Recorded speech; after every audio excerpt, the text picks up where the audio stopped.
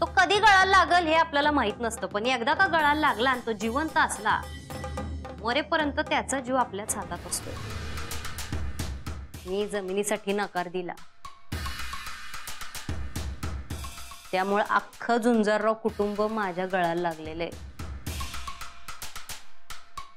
त्यांच्यापैकी कधी कुणाला पाण्याबाहेर काढायचा आणि कधी कुणाचा काटा काढायचा हे मला माहितीये. येळ आल्यावर कळलंच आपल्याला. आबा, मी फक्त मार्ग बदललाय, विचार नाही.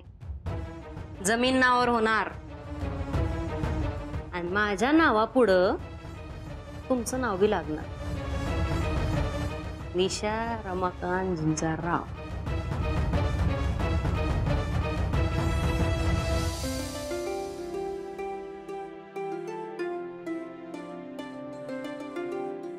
शब्बीर भाईजान, बरं झालं इथं भेटला सते, नाही तर मी तुमच्या खोलीकडेच येत होते.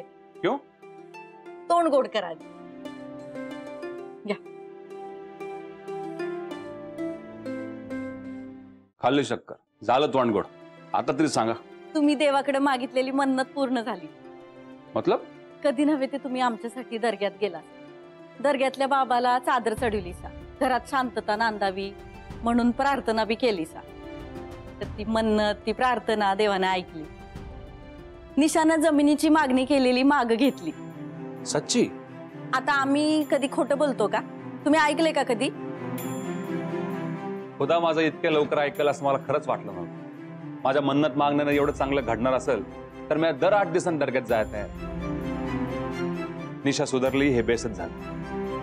आता फक्त दादासाहेबांच्या तब्येतीची काळजी आहे. दादासाहेबांसाठी मी पुन्हा एकदा दर्ग्यात जाणार आहे. खरंच जावा.